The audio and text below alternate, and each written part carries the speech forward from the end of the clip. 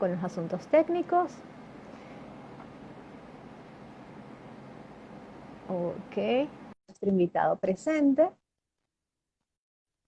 Espero que salga para que, ok, lo puedan ver. Ok, buenos días Edgar, ¿cómo estás? Hola América, muy buenos días. ¿Cómo estás tú? Bien, bien. Tenemos muchas personas ya ingresando. Muchísimas gracias por estar aquí.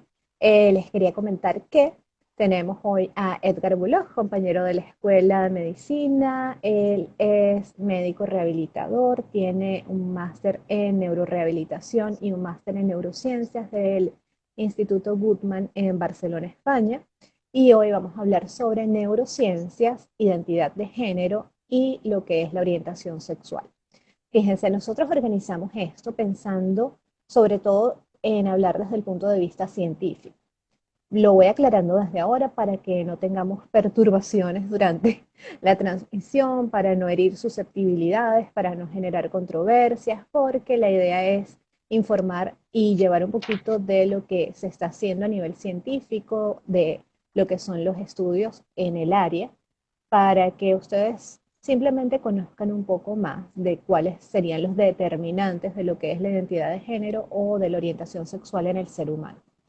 De nuevo, no nos vamos a meter en asuntos políticos, morales, espirituales, religiosos, ese tipo de cosas. Por el momento no son la finalidad de esto, sino más bien algo de orientación desde el punto de vista científico.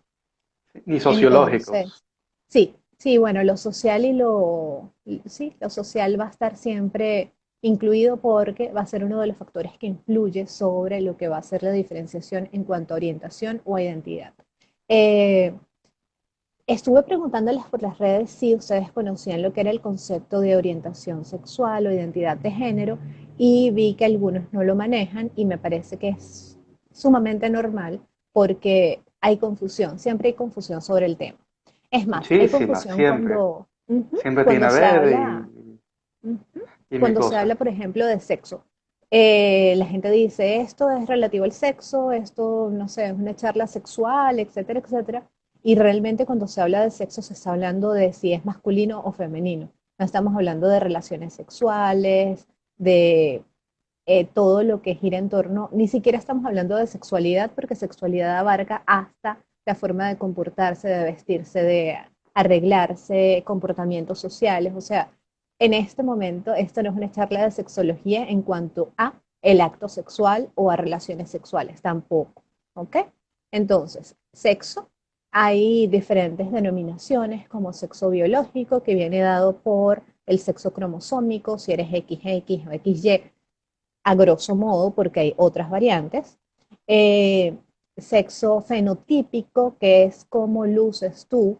Todo lo relativo al fenotipo es lo que se ve, lo externo. Entonces, si una persona luce como mujer, su sexo fenotípico es mujer.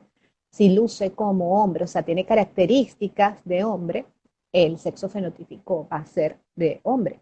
Y tenemos sexo gonadal, tenemos sexo genital, o sea, esa parte es denominación macho-hembra, si nos vamos a la parte más puramente científica. Biológica. Exactamente. Biológicamente hablando, sexo masculino, femenino, y el resto son otras cosas. Y allí entraremos, por ejemplo, a lo que es identidad de género. ¡Hey! ¿Qué tal? Saludos. Ok. Sí, Este, mucha gente te- conocida. Sí, sí, sí, están entrando, qué maravilla. Nos alegra Gracias por, que estén por acá. sí, por pasar el domingo con nosotros, un ratito del domingo aquí Sí, escuchándonos.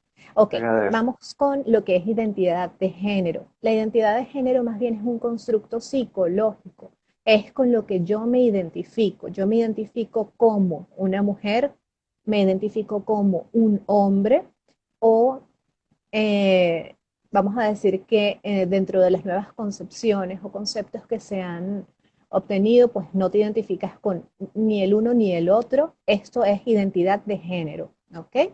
El género es lo que se te asigna al nacer, como cuando, vamos a decir, estamos en el parto y acaban de obtener el niño, pues, y resulta que el médico dice, es un niño porque ve los genitales. Ok, en ese momento a ese niño se le dio el género, se le asignó el género masculino. Entonces, Sí. tú puedes identificarte o no con el género que se te dio al nacer. Y se le Esa es asignan otra. en base a qué, América. Se le asigna en cuanto a lo que hablamos antes, al sexo, biológicamente hablando, el sexo genital, por ejemplo. Se le asigna Exactamente, según tenga exactamente. pene o tenga vagina, y allí entraría un problema o una, sí, un problema en ciertos bebés o ciertos, sí, recién nacidos que tienen genitales que son intersexuales, entonces que no está claro si realmente lo que estamos viendo es un clítoris o es un pene, y entonces allí entraríamos a otra cosa, otra clasificación que sería una persona intersexual. Esto de hermafroditismo, como se llamaba antes, de hecho se entiende ahora como algo despectivo, como algo ofensivo, y entonces se Correcto. prefiere el término intersexual. Desde el punto de vista técnico hay que huir de esos términos antiguos, anticuados, que inclusive no se corresponden con ninguna base biológica ni ninguna base estructural. Mm, mm. No, realmente no. Bueno, en su momento tuvieron una función, tuvieron un valor, pero ya hoy en día con más conocimiento, pues se busca denominarlos de una manera correcta o una manera que no sea ofensiva, que no traiga detrás un acto de discriminación o generar controversia, pues. Y nos iríamos entonces a lo que es orientación sexual. Orientación sexual es la atracción, bien sea romántica, física, personal, que siente alguien hacia determinado sexo. Entonces, podremos hablar de una orientación sexual que es heterosexual, o sea, me siento atraído hacia personas que son del sexo contrario al que yo tengo o con el que yo me identifico, y lo que es o la orientación sería homosexual, cuando a mí me llaman la atención, me atraen las personas que son de mi mismo sexo. ¿Okay? Y allí Eh, es muy importante el sexo con el que yo me identifico, porque después si no se nos va a enredar un poco los conceptos acá. Sí, para quienes se han ido agregando, muy importante porque son completamente distintas. Número uno, la autoidentificación de la persona. Número dos, ese sustrato neurobiológico en el cerebro de la persona que le indica qué es. Y número tres, ese sustrato genético, principalmente cromosómico, que le determina qué es. Y cada uno de ellos tiene su área de estudio específica y cada uno de ellos tiene sus diferencias, principalmente entre hombres, mujeres o personas con orientación homosexual, heterosexual o entre géneros. Cada uno tiene un sustrato específico, bien sea desde el punto de vista genético, desde el punto de vista inmunológico y desde el punto de vista neuroanatómico, que es la cosa más interesante que se están estudiando actualmente. Perfecto. Entonces, queríamos hablar desde el punto de vista de las neurociencias. No todos los que están acá manejan ese tipo de términos también. Entonces, te quería invitar, Edgar, a que nos comentaras un poquito qué son las neurociencias para comenzar por allí. Bueno, primero que todo, gracias América Por nada. por la invitación, siempre un gustazo hablar contigo. Te felicito por tus cuentas, que sé que cada vez tienes Gracias. más seguidores y, uy, estás Sí, ayudando muchísimo a la gente en dos áreas eso espero. específicas que sé que te gustan bastante, que es la depresión y ansiedad. Gracias, gracias. Bueno, en las Ahora neurociencias, neurociencias. que es Ajá. una rama de la biología que estudia lo que tiene Ujú. que ver con el sistema nervioso. Esa es la definición del libro simple. ¿Y para qué nos interesan las neurociencias en relación con el género e identidad sexual? Por varios motivos. Porque número uno nos da un, un marco de referencia objetivo, principalmente en relación a la terminología y en relación con la clínica. ¿A qué nos conlleva esto? Que número uno, esta área, la identidad sexual, la de géneros, etcétera, es un área relativamente abandonada en neurociencias. No se le dedica tanto. Cada vez más y cada vez más, por supuesto, por la importancia social. ¿Y por qué no se dedicaba antes? Justamente por todos los prejuicios que rodean injustamente a estos temas. Creo que allí hay que hacer un apartado para que también nuestros oyentes, nuestros amigos que están viendo esto, comprendan que desde el punto de vista ético algunas veces es un poco complicado, engorroso, Correcto, poder diseñar estudios de investigación que nos generen, digamos que este tipo de sensación de discriminación, de rechazo, de ser estudiado como algo de laboratorio y digamos que esto no ha ujú, ayudado, pues, el- porque quizás si hubiésemos sido un poquito más abiertos en saber diseñar las cosas y menos claro, tendenciosos, porque también eso sucedía con el punto de vista científico antes de quizá la medicina basada en evidencia y todas estas cosas, pues tendríamos más respuestas hoy en día. Pero bueno, esperemos que las cosas sigan fluyendo, que cada vez haya más interés y que cada vez se unan más organizaciones para identificar la raíz de esto correcto, sin colocar el dedo y decir que esto está mal. Simplemente es algo descriptivo. Nosotros necesitamos correcto. conocer lo que está sucediendo. Eso es lo importante. Por eso es que hay gran avance últimamente, por doble motivo. Número uno, la presión social que hay actualmente para estudiar este tema y sencillamente porque ahora contamos con más tecnología para estudiarla de forma adecuada, sin tanto bias ético. Perdón, tanto bias de falta de ética. Y sabes que Ah, otra cosa, sí, que ya no tenemos tanta necesidad de estudiar solo en ratas, correcto, porque, correcto. Y, porque y, ahora podemos estudiar humanos Ujú. sin tener que hacer algo que intervenga al humano, sino con estudios funcionales y estas Claro, cosas. lo estudias en vivo. Es que hay hasta un bias en relación con los mismos estudios animales. Casi la gran mayoría de los estudios que se hacen, por ejemplo, en roedores son de ratas masculinas, netamente por razones técnicas, por ciertas facilidades que puede dar. Entonces, ese es el primer gran bias que tiene para transmitir from blood to chamber, es decir, desde el laboratorio a tu día a día clínico. Por Y supuesto que en, si sí, solamente estudiamos ratas masculinas, ¿cómo vamos a poder como extrapolar esos datos a una ah, población general? Ni que la claro, población general fuese toda masculina. O claro, sea, claro. empezando por allí, vamos Empezar, mal. claro, y además, por ejemplo, la diferencia en que hay entre estudios animales y estudios humanos y en relación con por ejemplo, te voy a dar un ejemplo rápido, con el comportamiento homosexual. Comportamiento homosexual que existe en la naturaleza tiene unas razones completamente distintas al comportamiento homosexual que existe en los humanos. En la naturaleza hay muy pocas razas que utilizan el sexo de forma recreativa, incluyendo el sexo homosexual, contrario al humano. Y, por ejemplo, se ha determinado que estos grandes estudios, principalmente en chimpancés y similares, que estas conductas homosexuales se ven principalmente a que les sirve para escalar socialmente, que les sirve para estar más protegido, conseguir más alimento, cosa que no existe en los humanos. Entonces ahí de nuevo tenemos otros bias que hay en los estudios animales y de nuevo que conlleva eso la importancia de estudiarlos en humanos. Continuar siempre estudiando. Además que el ser humano es un ser muy complejo, no solamente tenemos como que esta parte biológica, sino que tenemos la parte social, la parte cultural, la parte psicológica, familiar, o sea, estamos influidos por un gran número de cosas y tenemos diferentes aspectos en los cuales se podría estudiar para llegar a conclusiones.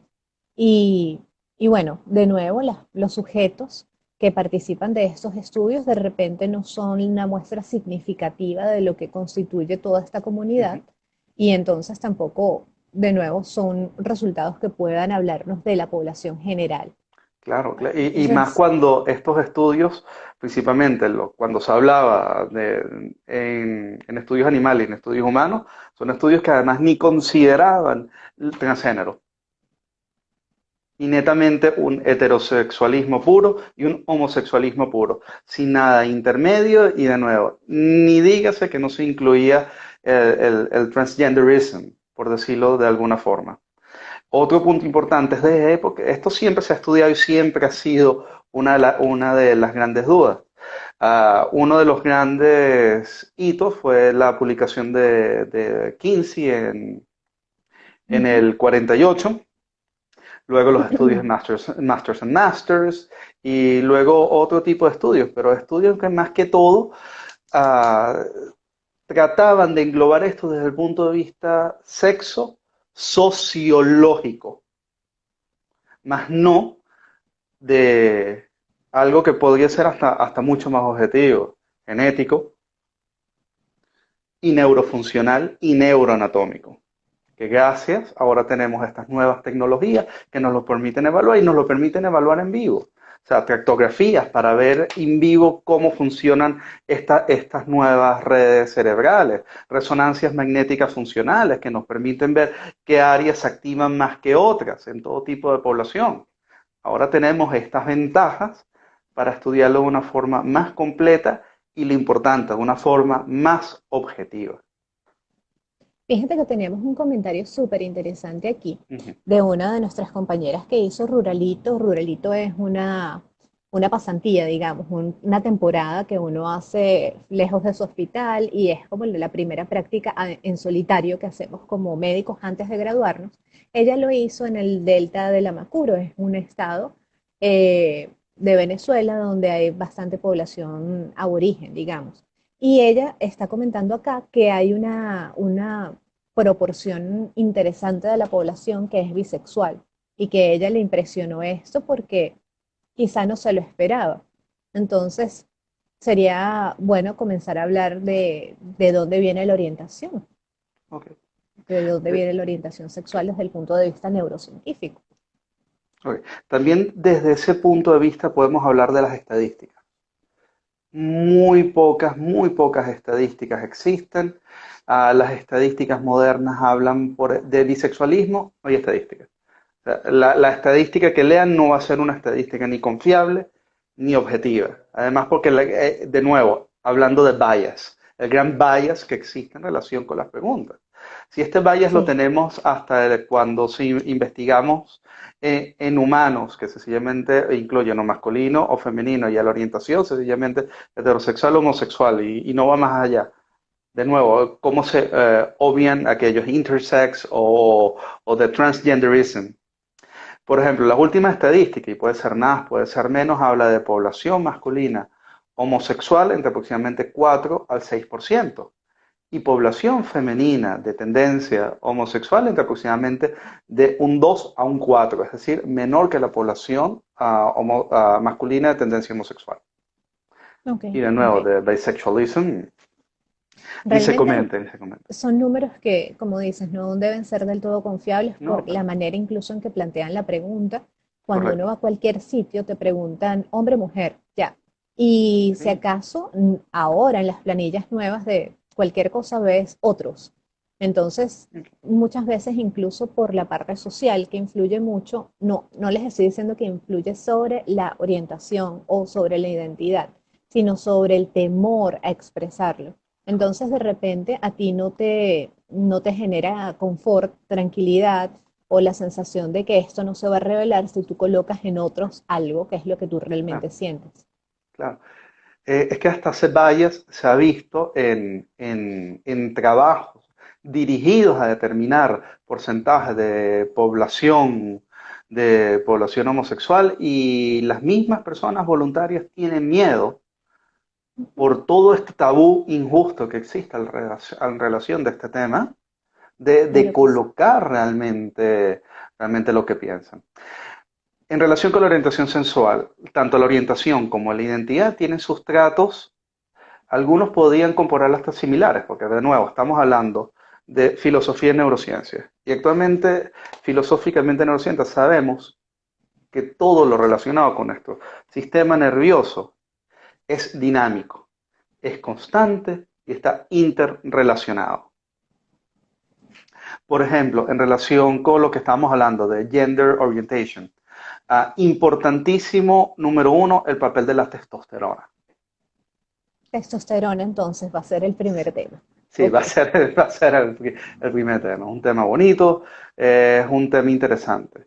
Algunos hablan de que ese primer imprint que tenemos en nuestro sistema nervioso central desde antes del nacimiento se debe más que todo a la testosterona. Vamos a hablar, por ejemplo, del nacimiento. Primeras semanas Ujú. intrauterinas.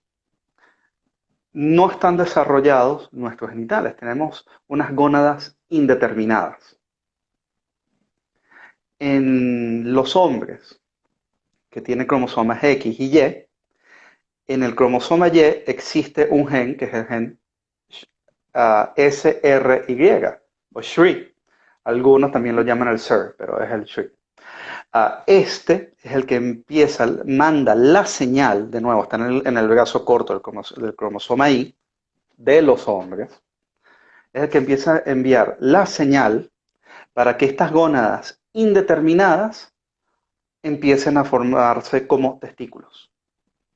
Y algo que es muy interesante, en las mujeres, de nuevo que no Ujú. tienen el cromosoma Y, sino XX, la ausencia de este gen hace que de forma natural estas gónadas indeterminadas se conviertan en gónadas femeninas. Fíjense una cosa que cuando nosotros estudiamos, por lo menos cuando yo estudié neurociencias en psiquiatría, a nosotras la profesora era la doctora Gago. Nos decía que nosotros por default, o sea, Maravillosa, veníamos maravillosa, todos, doctora Natalia la Gago. doctora Gago es fantástica. Nosotros todos éramos mujeres en principio y luego, gracias a la influencia de testosterona, gracias a la influencia de este cromosoma o este brazo corto, es que nos hacemos hombres. Pero en principio, si dejamos que esto transcurra sin la presencia de testosterona, todas seríamos mujeres. Correcto. Ahí la testosterona lo que hace en los hombres, de nuevo aquí, es activar los conductos wolfianos y de ahí viene e inhibir los conductos mullerianos.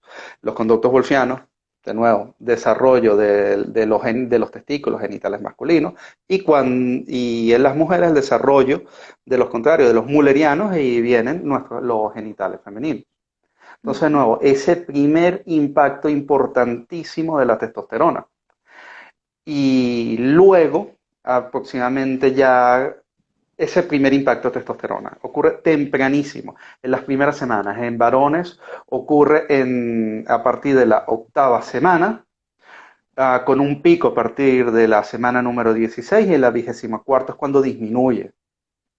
Ah, Eso de esa es nuevo otra solo ocurre cosa en los hombres. importante, Edgar, porque una cosa es la organogénesis, que pasa Ujú, en las primeras 12 semanas aproximadamente, ok, que es cuando los órganos se forman. sí, Entonces allí se estarían formando tanto los órganos sexuales, llámese femenino o masculino, como el cerebro.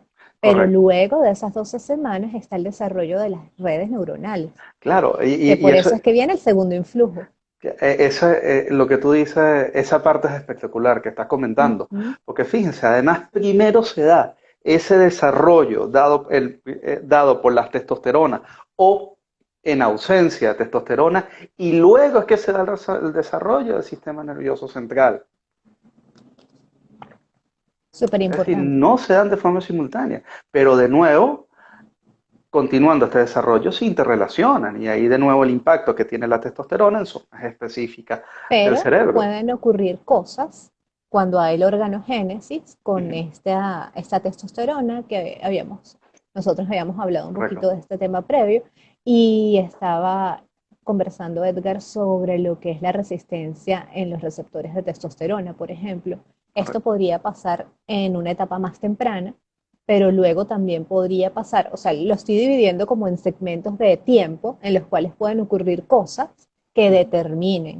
O sea, ok. si La- todo se llevó a cabo de determinada manera en las primeras 12 semanas, vamos a decir que para que la orientación de la persona sea heterosexual y la ujú, identidad de género sea masculina, luego vienen las otras 12 semanas o las otras 12 semanas, que es el segundo trimestre del embarazo, donde se hacen todas estas conexiones cerebrales y ujú. allí podría haber algún otro tipo de fenómeno que haga que esto que venía sucediendo no sea así al final. Claro, desde ahí se habla que empieza nuestro imprint. Aunque es un término muy inespecífico, ahí hablan de que está ya nuestro sello de marca masculino-femenino en relación con en el cerebro. Uh -huh. En los niños, luego de nacimiento, ocurre lo que llaman la mini pubertad. Y de nuevo, en la octava semana post nacimiento ocurre esta segunda elevación de testosterona. Ahí es lo clásico cuando dicen las madres, ah, mira, mi bebé que nació con sus genitales pequeños, wow, ahora la acaban de crecer, wow, mi niño no nació peludo y ahorita está peludísimo. Oye, mira, se está estirando y son esos cambios se deben principalmente, aunque hay otros motivos, por este segundo aumento de concentración de testosterona. Ojo, Y y el eso también pasa tercero, en niñas, eso también pasa en sí, niñas porque la testosterona también está presente en mujeres. sí, sí, sí, Y claro. a veces acuden a consulta durante esas semanas por cualquier cantidad de cosas, sangrado, genital, cambio en el aspecto, etcétera, etcétera. O sea que sí Sí, es bien importante esa etapa, sí. Y el segundo se da ya en la adolescencia. Y que sí, ya es lo conocido, la ya, pubertad. ya es lo conocido en los niños preadolescentes y adolescentes, que no solamente tienen esa corteza prefrontal inmadura, que luego vamos a hablar de esa, sino además tienen ese bombazo hormonal, que ya explica un poquito de la adolescencia en niños y niñas, pero principalmente en los niños, porque se nos vuelve más loquitos de lo usual.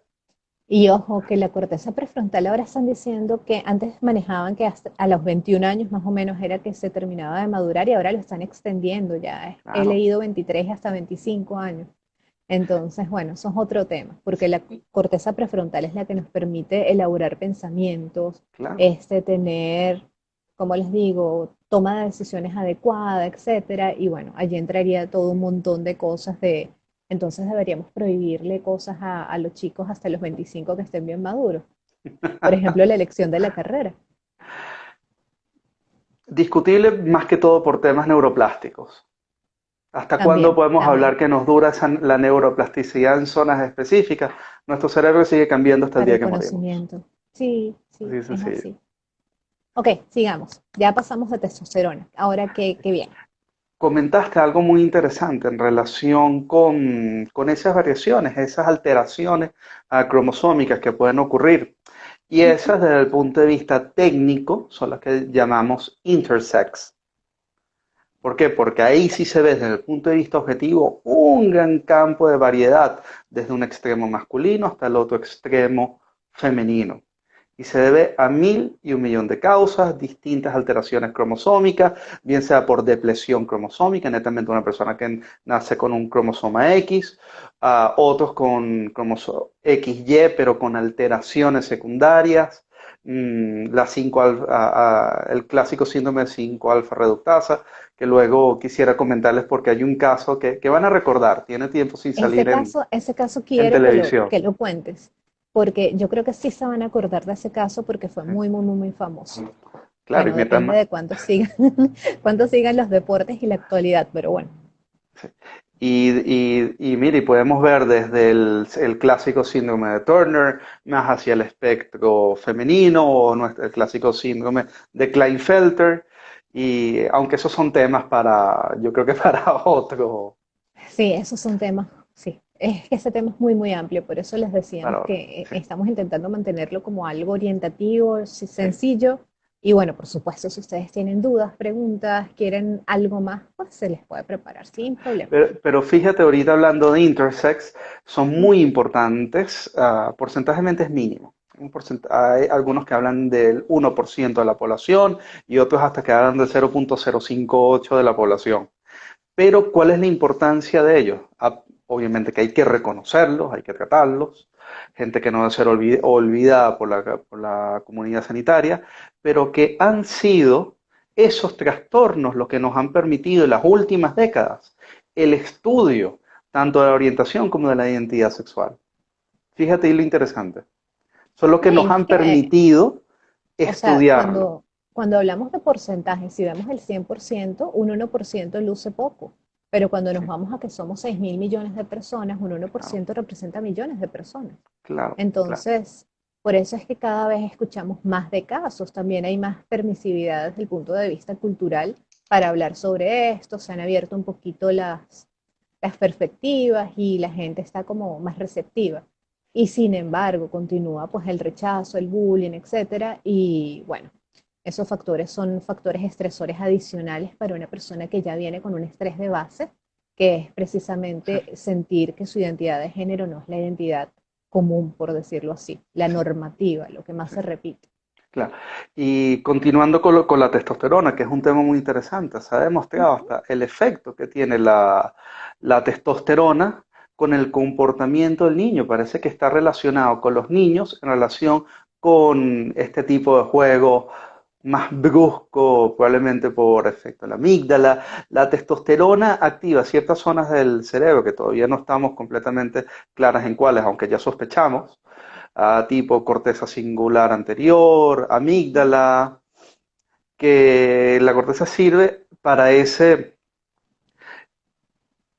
activar ese programa que ya tenemos en cierta forma a nivel de nuestro sistema nervioso central, tanto los niños y en ausencia de ella las niñas, para buscar estos juegos. Claro que hay un papel de la sociedad y hay un papel de los grupos que tienen en sus colegios, un papel que tiene relación con los juguetes que le dan los padres, pero ya tenemos cierto programa Ujú. que le determina a los niños y a las niñas qué tipo de actividades hacer. Eso tú me lo decías ayer, que de repente cuando estudiaban como lo más primitivo, la niña va a buscar un tipo de juego que es más tranquilo y por ende vamos a denominarlo como que más femenino, y el niño busca un tipo de juego como más brusco, juega con palitos, juega con tierra, o sea, eso Sí, también nos lo habían enviado como pregunta acerca de estas concepciones sociales de que la mujer es más delicada, es más tranquila, etcétera, pues sí, viene de alguna manera relacionado con la parte hormonal. Eso, correcto, por correcto. supuesto, no quiere decir que la mujer es desvalida y bueno, y el hombre, no sé, machista. No, pero hay algunas cosas que tienden a desarrollarse por nuestras hormonas. Claro, y ese programa lo tenemos desde el punto de vista evolutivo. Porque Claro es que lo que le pueden haber, funcionó a nuestra raza para continuar. claro que Eso pueden también haber es cambios o importante. no en relación con el ambiente sin duda, pero en esta área cosas que sorprenden la investigación es cada vez el poco papel que tiene el efecto cultural sobre tanto la orientación como con la identidad sexual. Eso Venimos es muy cada vez, importante porque ¿sí? hay mucho, desde el punto de vista cultural y social, pues se cierran las puertas a que este tipo de personas o personas con identidades o con orientación, digamos que no tan comunes, se expresen porque hay justamente ese temor. Uno siempre lee eso en artículos o lo ve Sí, en entrevistas, que las madres o los padres se oponen a que los niños vean cierto contenido porque pueden verse influidos y resulta que aparentemente según la ciencia es lo que menos influye. sí, claro, Entonces, habría que reconsiderarlo. es lo que menos influye, de nuevo, es muy controversial, aunque dijimos que no íbamos a hablar de temas políticos, sociológicos, pero un gran ejemplo, voy a dar es un ejemplo porque comprueba la importancia la importancia de la base neurocientífica, estructural y neuroanatómica del tema de orientación e identidad sexual, que por ejemplo es la adopción de parejas homosexuales. Los estudios dicen que no tiene absolutamente nada que ver, que no hay ningún tipo de cambio en el niño o niña adoptada. Y eso lo que hace es comprobar que desde antes de nacer ya tenemos ese imprint cerebral, que se puede modificar o no a través del tiempo, todavía lo desconocemos, pero por factores culturales, la evidencia dice que no, Hasta el momento, y esa también es la importancia que de nacemos como entender nacemos. que los estudios se tienen que seguir haciendo y sobre todo se tienen que hacer desde un modo prospectivo, o sea, desde el momento en que ocurre, vamos a decir, la adopción o el nacimiento de ese niño y ver lo que pasa a lo largo de su vida, porque van a haber muchos Claro. determinantes, De como eso, es estresores, situaciones en casa, etcétera, y en los artículos que estuve leyendo vi que había un sesgo allí, porque estaban haciendo unos estudios que eran de corte del momento presente y no habían estudios o retrospectivos que también hacen que se pierdan datos, que se pierda veracidad y que realmente lo interesante sería ser prospectivos, o sea, claro, desde ahora en adelante, en 20 sí. años, vamos a ver qué pasó con este niño, fue adoptado por una pareja con esta, este comportamiento homosexual. Sí. De estudios prospectivos se han hecho muy pocos y de nuevo tienen un altísimo riesgo de sesgo. Y les voy a hablar de uno de ellos, que él, inclusive tiene varios trabajos, el doctor Chu. Y de nuevo, esto para quien nos escuche hay que tomarlo con un granito de sal. Ninguno de los resultados de estos trabajos han sido estadísticamente significativos. Sencillamente fueron hallazgos que consiguió esta persona en un grupo relativamente pequeño poblacional, una muestra muy pequeña. De nuevo, ¿qué consiguió él, por ejemplo, en hombres con orientación homosexual? Um, una característica en común tenían que, desde el punto de vista estadístico, les comento, que era bajo peso al nacer. Y mucho distrés durante los primeros 7 años y De algo vida. de vida y algo de distrés sobre la madre durante el embarazo. ¿Eso llega a alguna conclusión? Absolutamente ninguna. Sencillamente fue un Digamos que, hallazgo que estadístico. en ese estudio en particular se encontró una mayor propensión en Exacto. niños que tuvieran esas características. Sí, exactamente, Pero exactamente. es un estudio y por eso es Un también estudio importante que en una nosotros hagamos población pequeña. metaanálisis. Sí, cuanta Claro, más población y más heterogénea sea, es más válido, más valioso claro. ese dato que se obtiene. Claro. Y por ejemplo, en mujeres con orientación homosexual consiguió cosas similares. Más distrés durante los primeros 7 años de la infancia. Consiguió que eran usualmente hijas de madres de mayor edad y que tuvieron más tiempo de lactancia materna. Entonces los comento de forma anecdótica, porque ¿qué conclusión llega a este trabajo? Absolutamente nada. Pero se los comento sencillamente porque hay que aupar que se realicen más este tipo de trabajos, porque es Hay que importante, en estimularlo. más poblaciones hay que estimularlo, en más poblaciones, trabajos mucho más grandes y trabajos mucho más serios, con menos riesgo de bias. Sí, sí, sí, con menos sesgos desde todo punto de vista. Sí, Ok, continuemos porque nos queda ya poco tiempo. en serio. Bueno, En serio, ha pasado muy rápido y veo que nos quedan más o menos 20, 25 minutos. bueno. Otros cambios. Vamos a ir resumiendo desde el punto de vista neurocientífico. No existe tal cosa como el cerebro masculino y el cerebro femenino. Sí se han conseguido diferencias en zonas muy específicas en ciertos trabajos. Y en ciertas redes Y en, también, no y en solamente cierto. zonas, sino Correcto, redes de correcto. neuronas. Y fíjense que hay unos hallazgos dentro de todos estos trabajos que coinciden. Y ahí de nuevo, cosa que sirve para comprobar aún más la importancia del sustrato neuroanatómico y neurobiológico en poblaciones heterosexuales y homosexuales. Por ejemplo, han visto ciertos cambios en áreas específicas. Estamos hablando de estría terminalis, estamos hablando de cuerpo calloso, estamos hablando de unas zonas específicas del hipotálamo.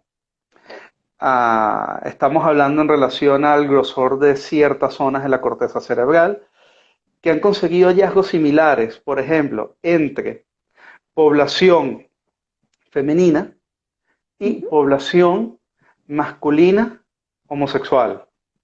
Y a su vez han Qué conseguido cosas curioso. similares, ¿sí? En población masculina y en población femenina de orientación homosexual. Es decir, O sea que hay un podríamos decir sustrato que nos indica que que por hay, supuesto que hay desde cambios. el punto de vista funcional, Sí, más que, y desde el punto de vista estructural, correcto. similitudes entre el cerebro, entre comillas, femenino y el Sí, cerebro de un hombre que tiene esta tendencia sí. homosexual y Aquí viceversa. les comento rápido dónde Interesante. viene el gran mito del cerebro masculino y femenino y que el cerebro del hombre es más grande que el cerebro de la mujer.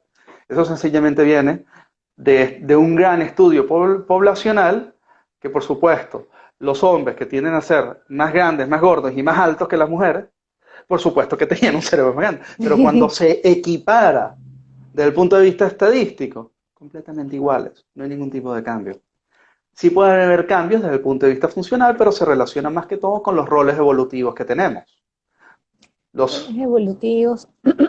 Ok, y yo sigo defendiendo un poquito lo que es la parte de redes, ¿no? sí, Porque estábamos conversando acerca de, por ejemplo, inteligencia espacial ayer y los hombres, que hay una tendencia que el hombre tenga mayor inteligencia desde el punto de vista espacial.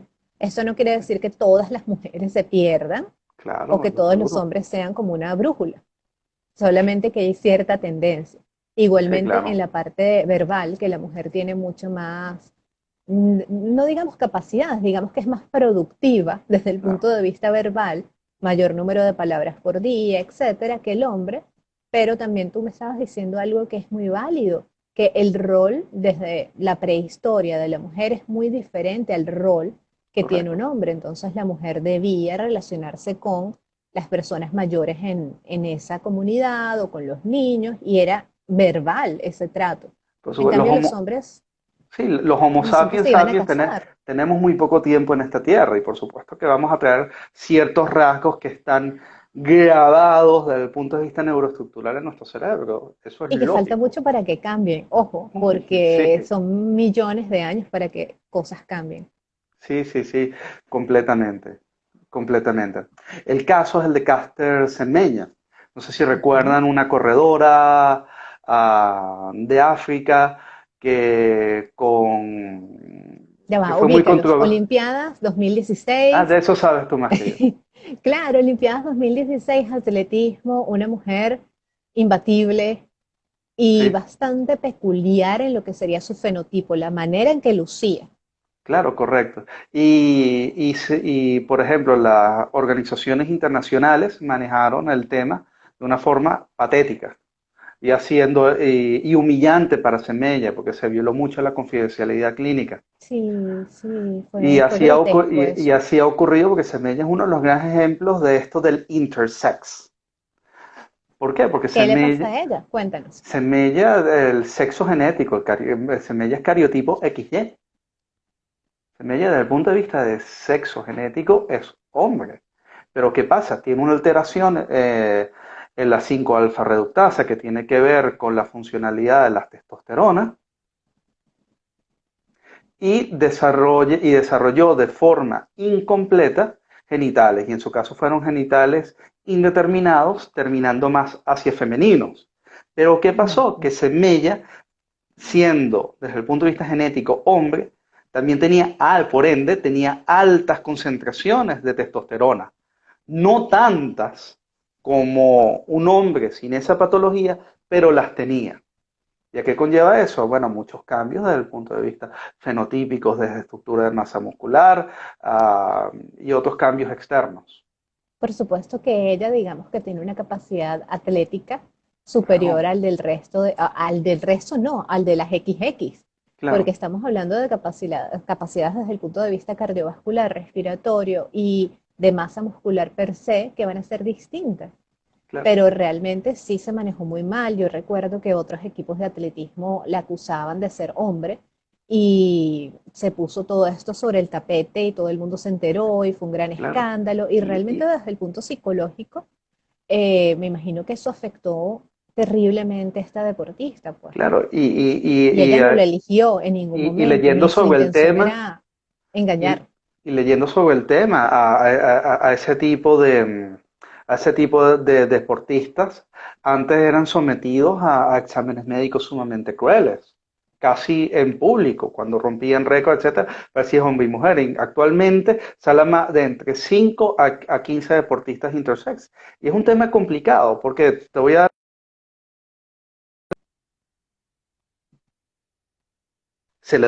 fue criada como niña desde pequeña. Por supuesto. Fue algo, es algo realmente injusto para ella y para los competidores de esa, digamos, de esa clasificación, Sí, porque claro, ella fue criada como mujer, se siente mujer y por supuesto que debe participar con mujeres, pero para las mujeres es una desventaja participar con ella porque ella tiene mayor potencial de ganar, de claro, hacerlo claro. mejor. Y de nuevo, esos son otros temas de discusión y más desde el punto de vista legal y sociológico. Cosas Sí. interesantes que también conseguimos en neurociencia, trabajos que hablan de, de la mujer altamente fecunda. Hay, Ah, sí, la paradoja. sí, la paradoja de Darwin. Cuéntame. Sí, aquí hay varias preguntas y comentarios interesantes. Yo no he podido leer nada después de... Oh, ya va, espérate. Ah, Bueno, oh sí, Dios, sí, es que yo no había podido sí. entrar a mis comentarios desde el comentario de Mariana y el Ah, Delta. bueno. Si se corta, nos volvemos a conectar de nuevo para contestar y seguir comentando, que son temas interesantes.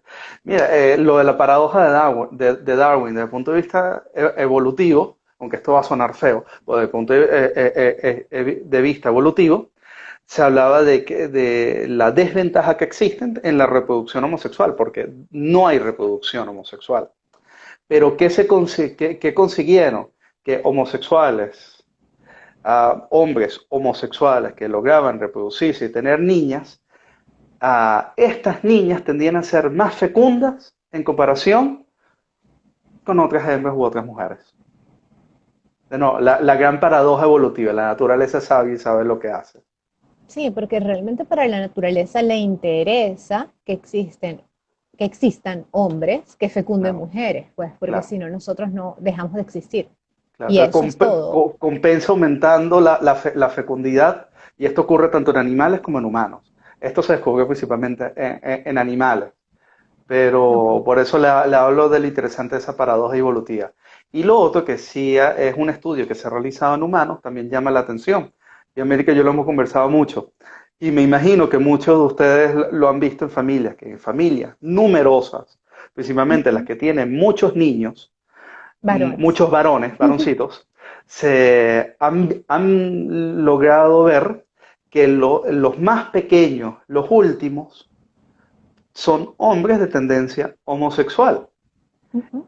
Y hay una teoría que habla que de tantos niños varones que ha tenido esta persona, probablemente ha empezado a desarrollar anticuerpos contra los papeles hablan siempre de male molecules, de moléculas masculinas, pero probablemente sean dirigidos directamente contra el cromosoma Y.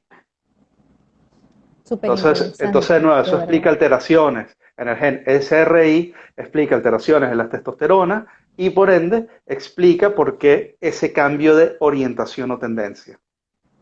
Fíjate lo que vamos a hacer, De Edgar. nuevo, esto hay que tomarlo con un Voy granito de a, sal. voy a despedir esto un momentito, como por un minuto, o sea, lo voy a guardar y voy a volver a iniciar porque si no se nos va a caer en medio de algo y así como que podemos concluir con tranquilidad. ¿Te Sí, parece? perfecto, Ok. Mary. De nuevo, Entonces, los gracias por la esperamos invitación. a todos y que si en un minuto, pues no, no nos vamos muy lejos, ¿ok? Es para que no se nos pierda la información por allí. Ok. Gracias.